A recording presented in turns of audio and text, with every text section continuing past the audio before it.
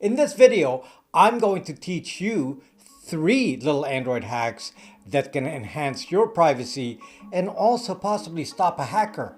And then I'll talk about 2 Android hacks that may not actually be helping you. This is stuff the typical user doesn't know about. I will also let you know the limitations of these hacks because unfortunately we only know part of it. The rest is a Google secret. But you will like this. It will work on both regular Android 10 or 11, and unfortunately some of this does not work on Android 9. What I will show you will work on a standard Google Android or a custom ROM or degoogled Android, but the effects on some of this may vary depending if Google Apps is installed or not. First, I'll show you how to make an Android kill switch that can quickly turn off your sensors. Next, I'll show you how to turn off what I'm guessing is the feature that controls contact tracing. Then we'll see if we can prevent apps from secretly collecting location data. I'll also tell you about some other security features like MAC address spoofing that may help your privacy. Or not. Stay tuned for this very informative video.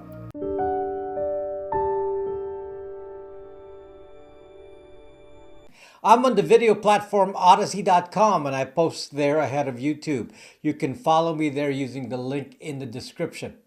You all need a VPN to protect your privacy. I run my own VPN service for those that want to be on the down low, and it's Bytes VPN. It comes with Tor, Pi-hole for ad blocking, and servers worldwide. It's also preset to work with my VPN and Tor Brax router. Up your privacy game with these tools. Your purchase of my privacy product supports this channel and it's so appreciated. You can see the description for more info. Before I dive deep into these Android hacks, let's review what privacy settings are visible to us on Android and what's buried deep in settings that are crucial to privacy, but not made to be easy to find. If you go into settings on your Android, the problem will be that it will show you a different thing depending on your phone model. I have an example here. This is the settings menu on a Samsung S9 running a stock Android. And now I'll show you a degoogled AOSP on a Pixel 4. And you will see that the menu choices are completely different and sometimes the wording is also different. In order for you not to get confused and to keep you from having to search all day, we'll use the search bar in settings to find things. And I'm telling you that the search bar is a lifesaver because some of this is hidden in so many submenus that it's incredibly difficult to figure out. But if we know what to search for in the settings search bar, we will find it. So remember that in this video, we will find everything using the settings search bar. To start with, we will search for privacy, which should show the privacy setting on the list. Usually this is the first level menu on all Androids, but it's not always in the same position. Once you get into the privacy section, I just want to make sure you know to always quickly preview the privacy permissions section. You always need to be aware of which apps have which permission. Sometimes we get lazy and we install an app and then we discover later that the app has been given access to, let's say, location data. And without your knowledge, some app will be selling your location data together with your device fingerprint. I've told you this story before. It was revealed in the press almost a couple of years ago now that some investment company actually spied on employees at Tesla. They wanted to get an employee headcount over time, so someone just bought the list of people that had a location at the Tesla plant. And that investment company made a ton of money, I'm sure, because they got inside information about Tesla without talking to an actual insider. They used the information to determine where the stock will go after the quarterly earnings announcement.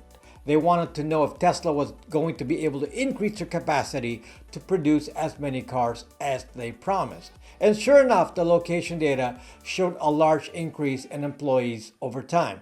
And they managed that because most people don't check privacy settings or apps have a way of circumventing permissions. Anyway, in this privacy permissions area, be aware of location permissions being granted. and of course, camera and microphone permissions. And a new biggie that may not be obvious is the section on body sensors and physical activity. I have another video on the inertial measurement unit, so you can understand what that does. If you inadvertently give an app permissions for body sensors, you are giving permission for the use of the inertial measurement unit, or IMU. This is the sensor responsible for the gyro and the accelerometer. Basically, this sensor can track your movement so that in essence, it can plot a location from a known point. It's a secondary location tracker. For example, it will know when you go to the bathroom. It can plot your location from a known point, so even if a GPS is off, it can plot as you move away from your home. It is also possible for the sensor to actually capture sound through vibrations on the phone itself.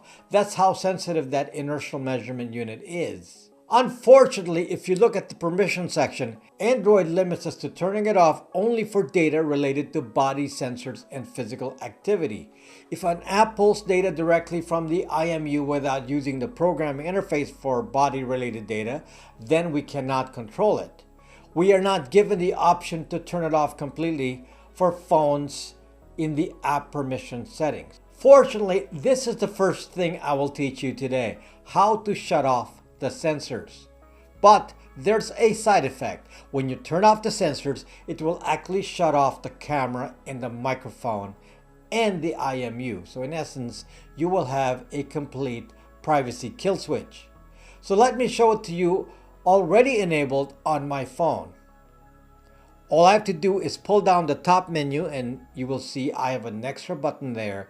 That is the sensors off button. If I tap on it, the sensors off icon will appear in the top bar. And just to test it, I will go to the camera app and you will see the camera no longer works. If you're in fear of someone watching you through your phone, this is a great tool. Turn off your sensors when you're not using the camera, microphone, or IMU. Apparently, I'm still able to make calls, by the way, so it doesn't appear to affect the phone functions, which is cool. So how do you enable this? Follow these exact steps. First, click on the settings gear icon. Then at the top, click on the search bar. Or in some phones like the Samsung, you have to click on the magnifying glass at the top first before you can search. Then search for build number. Click the build number item in the search results. It will then show you a screen with the build number on it. The other stuff on the phone will vary, so it's not always the same. Now all we're concerned about is tapping the build number 7 times. Then it will say you are now in developer mode. Next step is to go to the search bar again and search for developer options. And this will display something like this. Again, it may not appear exactly the same on every phone. Now scroll down until you find the option Quick Settings Developer Tiles. Select that. And then on Android 10 or 11, you will see the selection Sensors Off. So enable that as shown here. And as soon as you do that, the Sensors Off button will now be accessible to you as a quick kill switch. Next, I'm going to show you a new feature on Android 10, which I'm guessing is what enables contact tracing. I'm actually glad that I found this because it means we have a way of disabling contact tracing if we wish. I've always been wary of this because it can be used for so many more things other than contact tracing for infections. To find this little feature, go to Settings and the Settings search bar again, and then type the word Nearby. And depending on the phone, this may return different results. On my stock Samsung S9, what I see is the option called Nearby Device Scanning. On my de-Googled Pixel 4, the option on LineageOS is called Bluetooth Scanning. Now let's just read this carefully so you understand exactly what I've been talking about in other videos.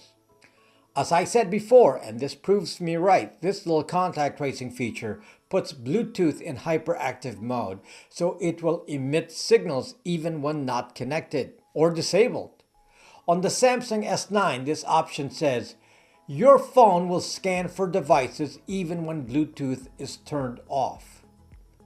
On the Pixel 4 LineageOS, it says, allow apps and devices to scan for nearby devices at any time, even when Bluetooth is off.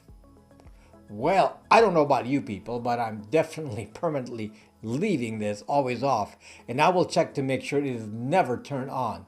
Again, be careful because some contact tracing app will likely turn this on. Next, we will search for the other option which you've already seen on the Pixel 4, and that is Wi-Fi scanning. So to find this on your phone, search in settings for the words Wi-Fi scan. And it should bring you to the switch for Wi-Fi scanning. I would recommend that you leave this off. Now, let me first explain what this does and perhaps what this switch does not do. Unfortunately, I can only guess on some of this because we don't have the source code to Google Apps. There are 3 specific functions related to what I call Wi-Fi scanning. So it is not entirely clear on what the switch relates to. Anyway, there are 3 Wi-Fi scanning related activities on your phone as far as I'm concerned. Number 1 is Wi-Fi triangulation. Number 2 is something called Wi-Fi probes. And number 3 is crowdsourced Wi-Fi location collection. We will assume that this functions for the specific purpose laid out in the Android 10 AOSP source code, which is Wi-Fi triangulation. Wi-Fi triangulation means that the phone will look for nearby Wi-Fi networks. It will collect the MAC addresses or unique IDs of those Wi-Fi networks. And then by giving a list of 2 or more Wi-Fi MAC addresses to Google, together with the relative strength of each of those Wi-Fis, the Google geolocation system will triangulate your position within 6 feet. And this works indoors. This is particularly useful to location trackers since the GPS does not work indoors and may not be as accurate. Note, by the way, that there is no option given in Android to turn off GPS at all. Really zucked up. So while the phone is always on, it is always tracking. So by turning Wi-Fi scanning off, you're in essence turning off the Wi-Fi triangulation. Now, the other 2 functions related to Wi-Fi scanning are likely not affected by the switch. The second function related to Wi-Fi scanning is called a Wi-Fi probe.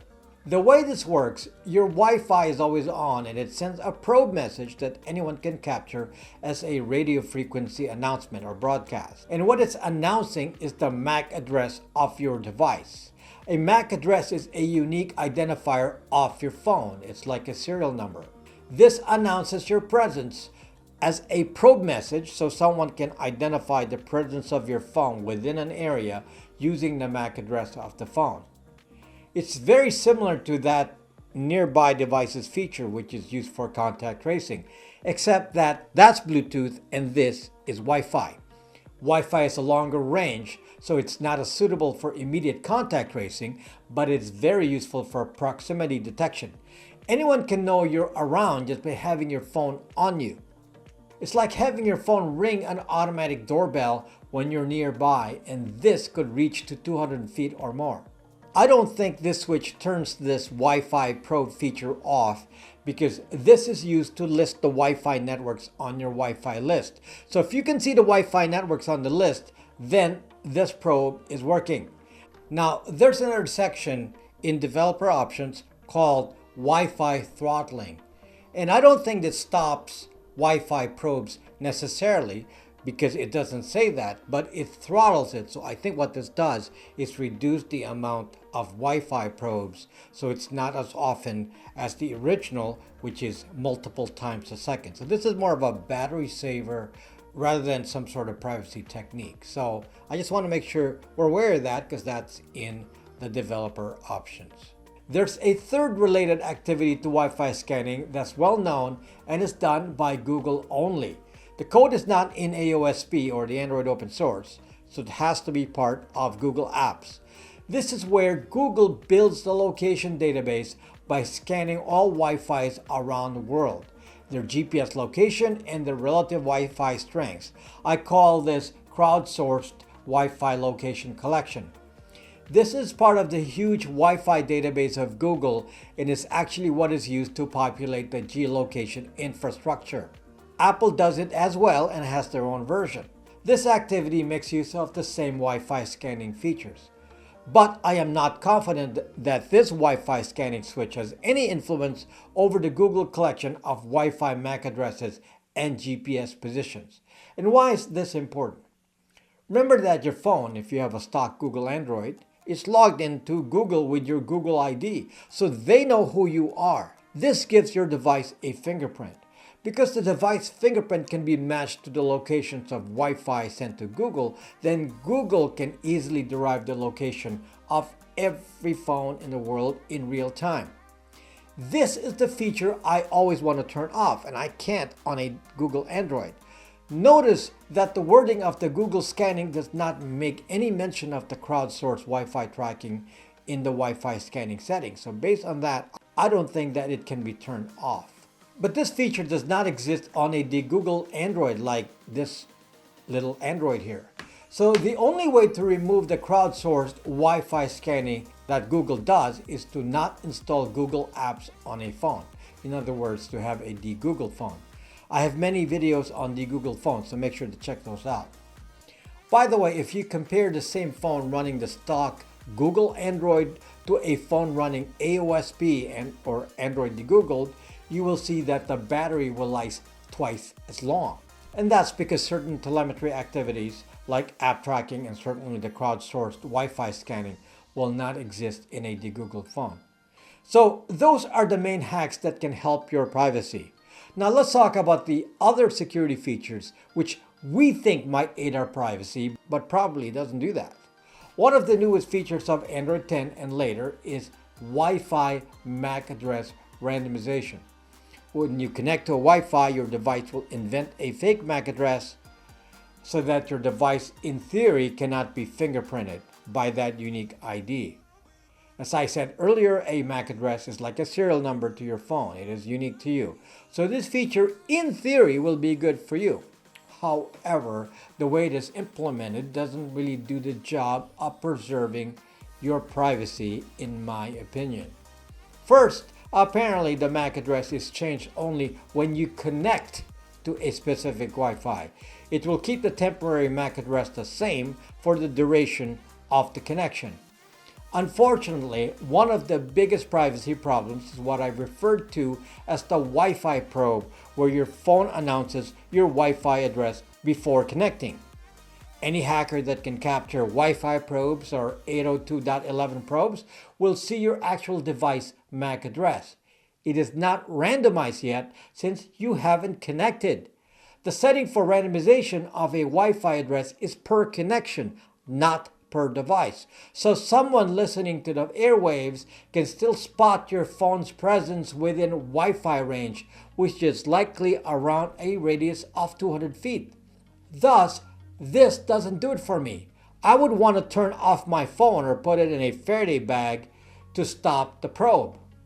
Here's another problem. Since the actual MAC address doesn't change and you can see it in settings, then clearly Google can also device fingerprint you exactly. The only way to stop Google from seeing your MAC address and sending it to home base with other telemetry data is to not have a Google phone, meaning have a Googled Android, not an iPhone. Without a Google login, there's no entity to receive the device fingerprint data. So those quick to boast that Android 10 has MAC address spoofing aren't completely getting it. It's a partial solution that in my mind doesn't stop the threat of on-air device fingerprinting and Google device fingerprinting. Here's another one I hear all the time. Many people post this in comments on my videos. Well, all I have to do is have my phone on airplane mode and I can stop Google. This is one of the most uninformed statements I can imagine. First of all, researchers have already determined that airplane mode is not connected to Wi-Fi triangulation, Wi-Fi scanning, or Wi-Fi probes. These activities are mostly receive only. And the probes, which are in transmit mode, are always active, sometimes as often as multiple times per second and at every Wi-Fi frequency. And it's been proven to still work with airplane mode on. So if you think you're invisible with airplane mode, sorry. There's unfortunately no complete way to turn off Wi-Fi on an Android. Yes, we can now stop some of the activity with active Wi-Fi scanning for Wi-Fi triangulation, but we cannot stop the probes or the Google crowdsourced Wi-Fi location scanning. The new Linux phones have the right idea. They actually have hardware switches that can turn off power to Bluetooth, Wi-Fi, and GPS.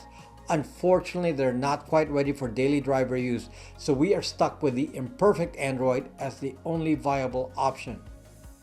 I hope new makers of Android devices start building hardware kill switches in the future, and some of these manufacturers have talked to me, so I know some people are thinking about this. Really important, my friends, to subscribe to this channel. I have regular videos and live streams, and if you are a subscriber, you will not want to miss the important content. Make sure to hit that notification bell too. In the description of the video, you will see a link to my store on Brax.me, where I have products like the Google phones, VPNs, and my Brax router product. Join us on Brax.me so you can check it out. Brax.me is my own app, and we have a good-sized community there talking about privacy issues. See you next time.